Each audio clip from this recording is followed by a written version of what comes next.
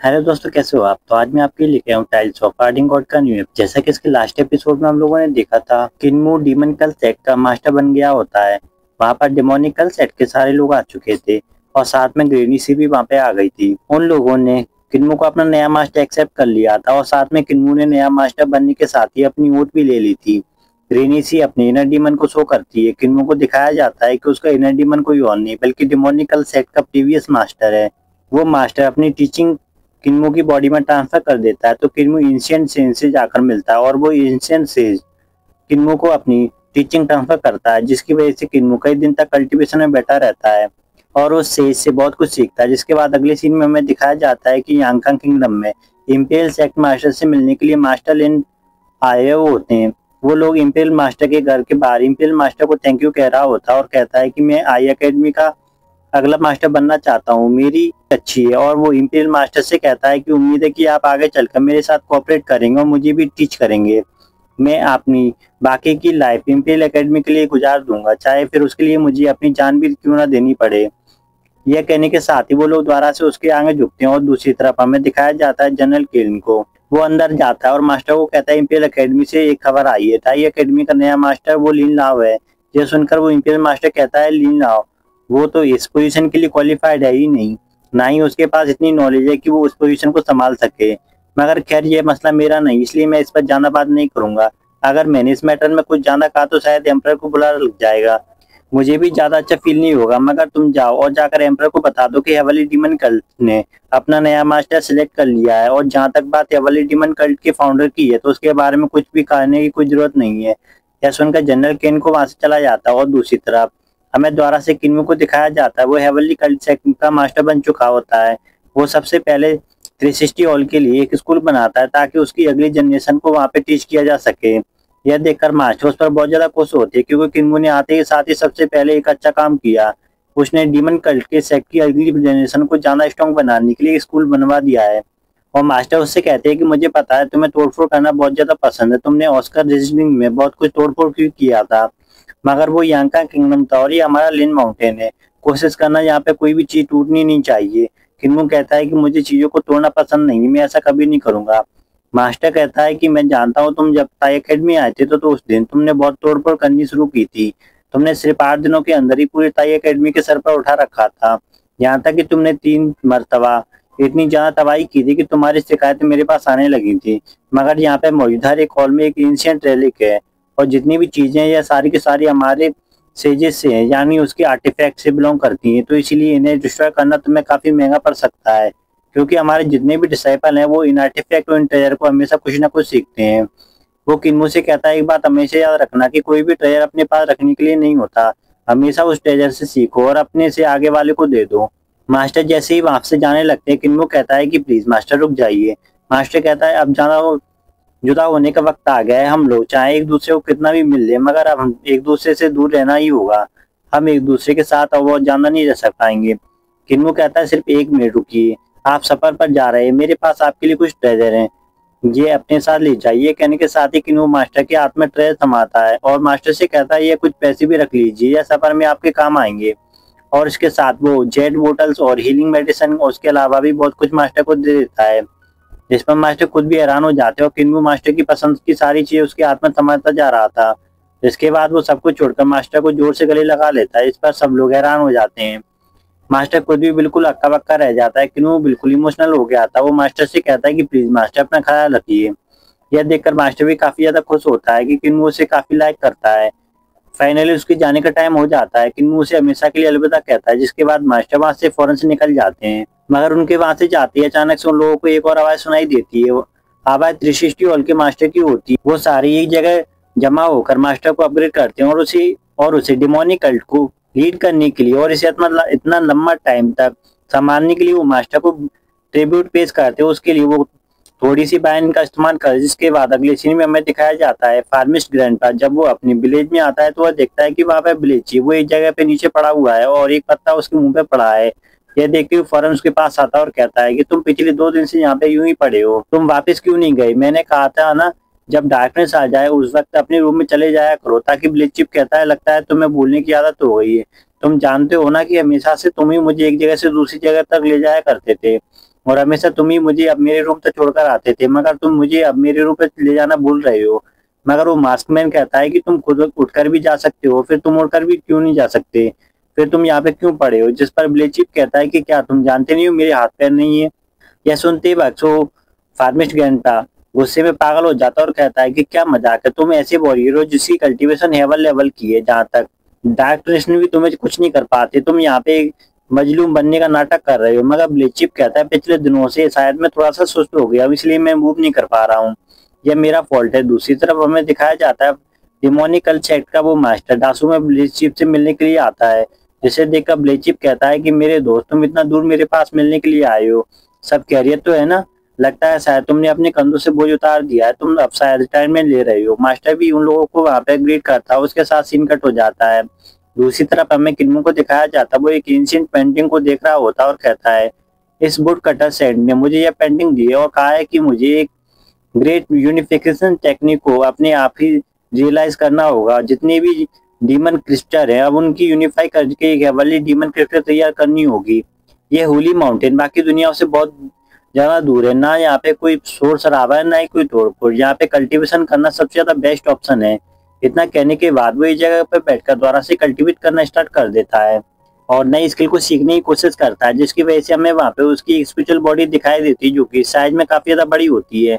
ये देखकर किन्नू खुद भी सरप्राइज हो जाता है, मगर यहाँ पे वो रुकता नहीं, वो दोबारा से स्वॉर्ड स्किल को यूज करने के लिए फिर से एक वुडन स्वॉर्ड का यूज करता है। उसके साथ वो एक नई स्वॉर्ड स्किल को प्रैक्टिस करता है, क्योंकि अब वो डिमोनिकल सेक्ट का मास्टर बन चुका है, तो उसके पास डिमोनिकल सेक्ट की टॉप की टेक्निक होती हैं जिन्हें वो अब सीखने की कोशिश कर रहा होता है। देखते ही देखते वक्त गुजरता जाता है।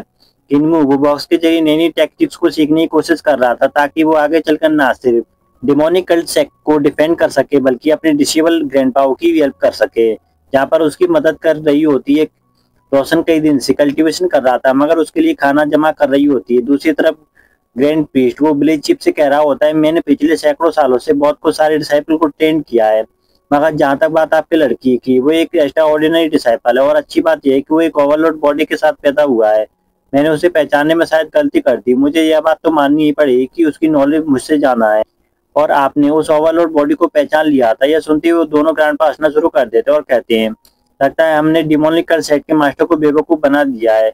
यह सुनकर वो मास्टर भी हैरान हो जाता है। ग्रैंडपा उसे बताते हैं कि इस लगता है शायद आपको गलतफहमी हुई है, ओवरलोड बॉडी जैसी कोई चीज नहीं होती, मगर क्योंकि वो एंशिएंट के पास ऐसी फिजिक्स बॉडी है जो कि बहुत ज्यादा चीजों को अडॉप्ट कर लेती है, तो शायद आप लोगों को ऐसा लग रहा होगा कि यह सब कुछ ओवरलोड बॉडी की वजह से हो रहा है। दूसरी तरफ से किन्नू वह ग्रेट यूनिकेंस टेक्निक को सीखने की कोशिश कर रहा था, जिसके साथ साथ वह पोर्टल बनाने की टेक्निक को भी सीख रहा था, जिस पर वहां पे मौजूद जितने भी सेक्ट मास्टर होते हैं वो सारे परेशान होते हैं कि आखिर होली मास्टर को एक साथ इतनी टेक्निक को कैसे सीखेंगे, क्योंकि ग्रेट यूनिफिकेशन टेक्निक और साथ में टोटल टेक्निक्स को सीखने के लिए ग्रेट मैथमेटिकल स्किल होनी चाहिए। हमारा होली मास्टर वो बिल्कुल यंग है, शायद उसके लिए यह टेक्निक सीखना बहुत ज्यादा मुश्किल हो सकता है, मगर हमें दिखाया जाता है कि वो उस टेक्निक को सीखने की कोशिश कर रहा होता है और जैसे ही वो एक पोर्टल बनाता है तो वहां से फौरन से गायब हो जाता है, जिस पर वहां पे मौजूद जितने भी किंग लेवल के होली मास्टर होते हैं वो सारी हैरान हो जाते हैं कि आखिर इस लड़के ने इतनी जल्दी ये कैसे सीख लिया। मगर वहां पे एक जोरदार धमाका होता है, उन्हें दिखाई देता है कि वो टेलीपोर्टेशन होने के बाद सीधा एक घर के अंदर आग गिरा था, इसकी वजह से उसकी पूरे घर को डिस्ट्रॉय कर दिया था। ये देखकर वो लोग कहते हैं कि ये तो हमारा सृष्टि फिनिक्स पवेलियन हॉल है। वो किन्मू से कहते हैं प्लेन मास्टर इन चीजों को तोड़िए मत, वो लोगों से समझाने पाते से पहले वो फॉर्मेशन द्वारा से ऑन कर होती है और किन्मू गायब हो जाता है और फिल्म कहीं और जाकर पहुंचता है। और दूसरी तरफ वो मास्टर बता रहे होते हैं कि ये टेक्निक बहुत ही ज्यादा वाइटलिटी एनर्जी कंज्यूम करती है, ये काफी खतरनाक भी हो सकती है, प्लीज इसे अच्छी तरीके से यूज कीजिए। आपके करंट कल्टीवेशन के हिसाब से आप इसे 3 बारी से 4 बारी यूज कर सकते हैं, मगर बीच में ही आपकी एनर्जी खत्म हो गई तो फिर आप टेलीपोर्टेशन में कहीं फंस जाएंगे या फिर किसी जगह टेलीपोर्ट हो जाएंगे। मगर किन्मू लोग की बात नहीं मानता, हमें दिखाया जाता है वो कंटिन्यूसली उस टेक्निक को सीखने के लिए एक के बाद एक ट्राई करना शुरू करता है और वहाँ पे हमें फिर से बहुत ज्यादा तोड़फोड़ दिखाई देती है। ऐसा लग रहा था कि जैसे वह बार बार फेल हो रहा है और बार बार किसी न किसी और को डिस्टर्ब कर रहा है, और एक बार तो ऐसी जगह पे निकलता है जहाँ से नीचे कुछ भी नहीं होता और सीधा वो पानी में जा गिरता है और पानी में बहुत अंदर तक मछलियां उसे खाने के लिए तैयार होती हैं। देखते ही वो तीनों ही एल्डर उसे बचाने के लिए फौरन उसकी तरफ कूदते हैं, मगर उससे पहले कि एल्डर उस तक पहुंच पाते किन्मू द्वारा से वहां से गायब हो जाता है। वो एल्डर सीधा उन मछलियों की तरफ चले जाते हैं और दूसरी तरफ किन्मू टेलीपोर्ट होकर वापस ऊपर की तरफ आ जाता है और कहता है अच्छा, तो मुझे अब समझ में आया कि खुद को टेलीपोर्ट करने के लिए पहले मुझे अपनी पोजीशन को लॉक करना होगा, मुझे वहां पे टेलीपोर्ट होना है। दूसरी तरफ वो एल्डर जैसे ही बाहर आते हैं, किन्मू उन मछलियों से उन एल्डर को बचाते हुए मछलियों का काम तमाम कर देता है। वो एल्डर कह रहे होते हैं, होली मास्टर आप एक नेचुरल ओवरलॉर्ड बॉडी जिसके जरिए वह टेक्निक को बहुत ही आसानी से सीख सकते हैं, और उन्होंने काफी जल्दी से मास्टर भी कर लिया है। और दूसरा मास्टर कहता है हमारे फाउंडर को बिल्कुल भी आइडिया नहीं होगा कि किन्मू इतना ज्यादा काबिल होगा। ये कहने के साथ ही ये सीन यहीं पे कट हो जाता है। अगले सीन में हमें दिखाया जाता है दोबारा से ग्रैंड प्रीस्ट को। वो ब्लेचिप से कह रहा होता है, अच्छा तो ये बात है कि हम लोग जिसे ऑल आउट बॉडी समझ रहे हैं वो एक नॉर्मल बॉडी है। मगर ब्लेचिप कहता है कि किन्मू अभी भी अपनी उस ओवरलोड बॉडी पर बिलीव करता है। यही वजह है कि वो उसने ग्रेट जीनियस के बहुत सारे टैलेंट लोगों को हरा दिया है। किन्मू ने थ्री गोंग टेक्निक को सीखा है जो कि बॉडी स्ट्रेंथ को बहुत ही ज्यादा बढ़ा देती है। यह टेक्निक बहुत ही ज्यादा पुरानी और एंशिएंट टाइम से ही लोग इसे परफॉर्म करते आ रहे हैं। ग्रैंड पिच कहते हैं कि थ्री डोंग टेक्निक तो मैंने सीखी थी, मगर मैं कभी भी अपनी ट्रू बॉडी को एक्टिवेट नहीं कर पाया। कहीं ऐसा नहीं कि थ्री डोंग टेक्निक डार्कनेस से भी पहले की है। ब्लीचिप कहता है मुझे बताइए कि आखिर ये लड़का आया कहाँ से है। ब्लीचिप उसे बताती है कि ये मेरी फ्रेली लैंड से आया है। ग्रैंड प्रीस्ट कहता है मुझे बता सकते हो कि ये ब्लीच कहाँ पे है। ब्लीचिप कहता है अगर तुम इसमें इंटरेस्टेड हो तो फिर आज रात में तुम्हारी फेरी लैंड लेकर जाऊंगा और हम लोग यहाँ जियान रिवर के सोर्स के साथ ही उसका पता लगाने की कोशिश करेंगे। दूसरी तरफ हमें दिखाया जाता है कि किन्मू वो कल्टीवेशन करते हुए हर एक चीज डिस्ट्रॉय कर रहा होता है, साथ में वो उस एंशिएंट ट्री की तरफ जा रहा होता है। वो तीनों एल्डर उसके सामने खड़े हो जाते हैं और कहते हैं कि प्लीज इस ट्री को डिस्ट्रॉय मत करना, ये हमारे लिंक माउंटेन का सीक्रेट ट्री है। मगर किन्मू फौरन से उसी स्टोन के ऊपर जाकर बैठ जाता है और मास्टर से कहता है कि वो होली मास्टर ने ग्रेट यूनिफिकेशन टेक्निक को सीख लिया है। यहाँ पर किन्मू वो जैसे ही आंखें खोलता है तो उन लोगों से कहता है हेवनली किंग्स आप लोग कब आए हैं। तो किंग चाकर कहते हैं कि यंग मास्टर आप अपने नेचर को फॉलो करते हुए प्रैक्टिस कर रहे हैं, इसी को ही दाव कहते हैं। आपने एक सेल्फलेस दाव कल्टीवेशन शुरू कर दी है जिस पर हम सबसे बेहद खुश हैं। किन्मू कहता है हेवनली किंग्स आप लोग बहुत अच्छे हैं। फिर वहां पे वो आती है और वो अपने साथ कुछ खाना लेकर आई थी। वो किन्मू से कहती है आप जरूर भूखे होंगे, आपको कुछ खा लेना चाहिए। किन्मू के लिए कुछ अजीब सी चीजें लेकर आई थी जिसे देखकर वहां पे मौजूद हेवनली किंग्स वो हंसना शुरू कर देते हैं। और एक मास्टर कहता है यह फ्रूट असल में प्रीवियस होली माइडेन ने ही उगाया था। प्रीवियस होली माइडेन का नाम सुनकर किन्मू कहता है अच्छा तो ये मेरी ग्रैंड माँ ने उगाया था। जिस पर बीच में दूसरा मास्टर कहता है कि ये एक ग्रेट लिंजिंग मशरूम है, इसे मेडिसिन के लिए यूज किया जाता है, इसे मेडिसिन किंग हॉल को दिया गया था। वैसे यह किसी चीज को दिया जाने वाला था मगर होली मास्टर इससे अपनी बॉडी को नरिश कर सकते हैं। यह सुनकर अपना मुंह दूसरी तरफ कर लेती क्योंकि वो यह चीज कहीं से चुरा कर लाई थी। अब उसे शर्मिंदगी होने लगती है और किन्मू कहता है मुझे अभी अभी याद आया हेवनली मेडिसिन एकेडमी मैंने अभी तक कुछ भी नहीं सीखा है, मैं वहां पे जाकर कुछ सीखना चाहता हूँ, उसके लिए मुझे आज से ही यहाँ से निकलना होगा। यह सुनने के बाद वो मास्टर से एक दूसरे की तरफ देखकर किन्मू को से कहते हैं हम लोगों ने सोचा था कि हम आपको वहां पर लेकर कुछ दिन रुकेंगे, मगर क्योंकि आपकी स्टडी भी काफी ज्यादा इंपॉर्टेंट है तो इसलिए हम आपको ज्यादा फोर्स नहीं करेंगे, आप प्लीज अपनी स्टडी कंटिन्यू रखिए, इसके लिए हम आपको हर एक तरह की फैसिलिटी प्रोवाइड करेंगे। किन्मू जैसे ही वहां से जाने लगता है तो सारे किंग्स कहते हैं कि प्लीज यंग मास्टर यहाँ पर आते रहिएगा। किन्मू कहता है हाँ जरूर आऊंगा, जिसके बाद हम लोग देखते हैं कि वो सारे ही किंग अपना पसीना साफ करने लगते हैं। ऐसा लग रहा था कि जैसे किन्मू ने उन लोगों को काफी ज्यादा थका दिया था। जैसे ही किन्मू टेलीपोर्ट होकर वहां से जाता है वो सारे किंग्स लड़का आकर वहीं गिर जाते हैं और हमें पता चलता है कि वो 10 दिन से किन्मू के पीछे पागलों की तरह भाग रहे होते हैं क्योंकि किन्मू वो हर एक रोज ना कुछ खाता है, क्योंकि किन्मू वो हर एक रोज कुछ ना कुछ तोड़फोड़ कर रहा होता है। और अपने लिंगियान माउंटेन को बचाने के लिए वो लोग सुबह शाम उसके पीछे पड़े थे, जिसकी वजह से वो बहुत ज्यादा थक गए थे। मगर वो लोग जब अपने उस लिंग माउंटेन को देखते हैं वो लोग ज्यादा सरप्राइज होते हैं क्योंकि हर एक चीज टूट चुकी थी। वो लोग फिर एक दूसरी तरफ देखकर जोर जोर से हंसना शुरू कर देते हैं और उनमें से एक सीनियर मास्टर कहता है हमारा होली मास्टर सच में ये इस जनरेशन में सबसे काबिल लड़का है, उसने ग्रेट यूनिफिकेशन टेक्निक को सीख लिया, साथ में उसने इतनी पावरफुल और मुश्किल मैथमेटिकल टेलीपोर्टेशन टेक्निक को भी काफी अच्छी तरीके से सीख लिया है। इन दो ग्रेट टेक्निक को सीखने के लिए उसने सिर्फ 10 दिन का टाइम ही लिया। यह टैलेंट सच में दुनिया का एक अनोखा ही टैलेंट है, इस जैसा टैलेंटेड लड़का हम लोगों ने अपनी जिंदगी में कहीं नहीं देखा। मगर वहां पे मौजूद एक दूसरा मास्टर कहता है कि हाँ यह लड़का एक टैलेंटेड और लाखों में एक है। मगर जहाँ तक बात यांका किंगडम के इंपीरियल मास्टर की है वो किन्मू की तरह ही एक जीनियस है और कहा जाता है कि उस जैसा जीनियस सिर्फ 500 सालों में एक ही बार पैदा होता है। मगर मास्टर लू कहता है कि ऐसा जरूरी नहीं, हमने सिर्फ किन्मू की कुछ ही टेक्निक देखी है, हो सकता है उसे और भी कुछ पता हो। और शायद आगे चलकर वह बहुत सारी सुप्रीम टेक्निक्स को परफॉर्म करे। मेरी तो अब एज भी हो चुकी है, शायद किन्मू को अब सब कुछ करता हुआ ना देख पाऊं, मगर मैं दोबारा से अपनी ग्लोरी वापस आती हुई देखना चाहता हूँ। दूसरे मास्टर को दूर से देखते हुए कहता है कि हमारा होली ट्री हुआ प्रीवियस तक पहुंच चुका है, मगर सुनने में आया है कि वहाँ पे आजकल यांगकांग किंगडम और दूसरे सेक्ट के बीच में लड़ाई चल रही है। इतने में उन लोगों को याद आता है कि किन्मू भी उसी डायरेक्शन की तरफ गया है। इसके बाद अगले सीन में हमें दोबारा से किन्मू को दिखाया जाता है, वो फिर से उसी पोर्टल टेक्निक के जरिए काफी स्पीड के साथ आगे जा रहा होता है और उसे आगे जाती हुई कुछ आवाज सुनाई देती है। वहाँ फौरन से अपनी नए नेवल आई को एक्टिवेट कर देता है। इसके साथ वह ऊपर आसमान में तलाश करने की कोशिश करता है किस चीज की आवाज आ रही है। उसे दिखाई देता है वहाँ पे कुछ शिप्स मौजूद थे। उन शिप्स के अलावा वहाँ पे बहुत सारी कुछ ऐसी चीजें थी जो किन्मो को क्लियरली दिखाई नहीं दे रही थी, मगर जब उन शिप्स के करीब जाता है तो उसे पता चलता है ये शिप्स यांगकांग किंगडम की हैं। और वो शिप्स क्योंकि बैटल शिप्स हैं तो इसका मतलब यह है कि वो लोग कहीं लड़ाई करने के लिए जा रहे हैं। यह देखते ही किन्मो फौरन से टेलीपोर्ट होकर शिप के अंदर आ जाता है, जिसकी वजह से शिप के ऊपर जितने भी लोग होते हैं वो फौरन उस पर अलर्ट हो जाते हैं और अपने अपने वेपन्स निकाल लेते हैं। यहाँ तक कि उस शिप्स में लगे हुए वेपन्स भी अपने आप ही एक्टिवेट हो जाते हैं। बहुत सारे नाइफ उसकी तरफ आ रहे होते हैं। देखते ही किन्मो फौरन से वहाँ बुद्धा मल्टीपल हैंड को यूज करते हुए उन सारे नाइफ को बहुत ही आसानी से पकड़ लेता है।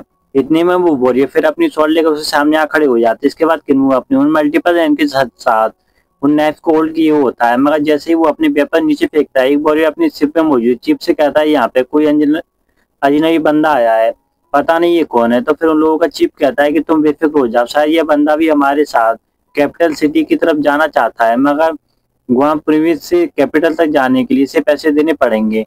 अगर ये हमें 100 गोल्डन कॉइन्स देता है तो इसे अपने साथ ले चलो। यकीन के साथ वहाँ पे मौजूद एक वॉरियर कहता है ये देखने में तो अमीर नहीं लगता, इसके पास इतने कॉइन कहाँ से आएंगे।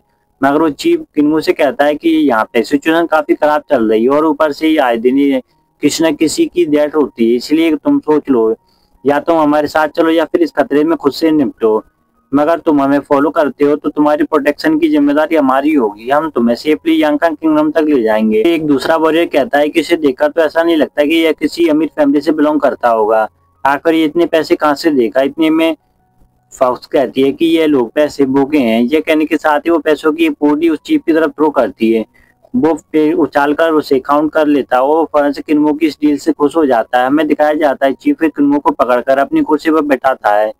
वो लोग उसे जवाब देते हैं और उसकी खिदमत करना शुरू कर देते हैं और कहते हैं तुम यहाँ पे कंफर्टेबल तो हो ना, तुम हमारे गेस्ट, इसलिए जो कुछ भी चाहिए तुम हमें बता देना। फिर अगले दिन में हमें दिखाया जाता है एक स्नेक वॉरियर को। वो एक डार्क रूम में किसी को इन्फॉर्म करने के लिए आता है और बताता है कि मेरे फादर की एक सीक्रेट ने इम्पेरियल एकेडमी को विजिट किया है। उसे पता चला है कि ताई एकेडमी का नया मास्टर लिन लुआव है। उसके आने के बाद हम लोगों ने क्वाम प्रीवियस को 3 जगह से अटैक किया था और सुनने में यह भी आया कि एम्परर यानफिन वो खुद से अपने कुछ पावरफुल कल्टीवेटर को उस लड़ाई में भेज रहा है। कहने के बाद वहां पर मौजूद वो दूसरा बंदा कहता है कि फौरन से मेरा ऑर्डर सब तक पहुंचाओ, उन्हें कहो कि सब लोग साउथ लैंड बॉर्डर पर इकट्ठा हो। जिसके बाद सीन कट हो जाता है। हम लोग दोबारा से किन्मो को देखते हैं। वो अभी भी उसी फ्लाइंग शिप में एक जगह खड़ा होकर पीछे देख रहा होता है और वो इंपेरियल मास्टर के बारे में कहता है कि उस जानबूझ के लड़ाई ज्यादा लंबे समय तक चलनी है। दूसरी तरफ हमें नीचे दिखाया जाता है कोई चीज नीचे रास्ते में मौजूद लोगों को खत्म कर देती है। वहां पे हमें बहुत सारे वर्ड्स दिखाई देते हैं, इनके साथ एक लेडी भी होती है। वो शिप का पीछा कर रही थी। जैसे ही वो वर्ड्स उस लोगों को दिखाई देते वो दूसरे शिप में मौजूद एक बंदा कहता है 3 वंडर फ्रूट से इनसाइड आर्मी आ रही है, इसलिए फौरन से अपनी पोजीशन चेंज करो, अपनी स्पीड बढ़ाओ। ये कहने के साथ ही उस शिप में मौजूद जितने भी लोग होते हैं वो सारे अपने काम में लग जाते हैं और इस शिप की स्पीड बढ़ाने के लिए और काउंटर अटैक करने के लिए अपनी अपनी पोजीशन संभाल लेते हैं। कुछ ही देर के अंदर उस शिप में भगदड़ सी मच जाती है। सब लोग वहां पे भाग रहे होते हैं। इतने में हमें दिखाया जाता है बहुत सारे ब्लैक बर्ड वो तेजी से उस शिप की तरफ आ रहे होते हैं। किन्मो जब यह देखता है तो वह समझ जाता है ये किसी न किसी सेक्ट से बिलोंग करते हैं। देखते ही देखते उस शिप में बहुत सारे बर्ड्स घुस जाते हैं। मौजूद लोगों को चुन चुन कर मारना शुरू कर देते हैं और किन्मो जैसे ही उन बर्ड्स को आते देखता है तो फौरन से बुचन नाइफ निकालने के साथ फायर टेक्निक यूज करते हुए उस बर्ड को जलाना शुरू कर देता है। मगर वो बर्ड्स तो हजारों में होते हैं, किन्मो अकेला उन सबको नहीं हैंडल कर सकता। तो बर्ड्स हर जगह लोगों को मार रहे होते हैं। किसी के पास कोई आइडिया नहीं होता इस तरह निपटा जाए। किन्मो बुचन नाइफ के जरिए सिर्फ इतनी पावरफुल टेक्निक यूज कर पा रहा था, वो अपने आसपास के लोगों को बचा पा रहा था, मगर ये टेक्निक इतनी पावरफुल नहीं थी कि वो लोगों को बचा सके। ऊपर से इंसेक्ट लेडी वहां पे मौजूद वो और भी ज्यादा बर्ड्स को भेजती है।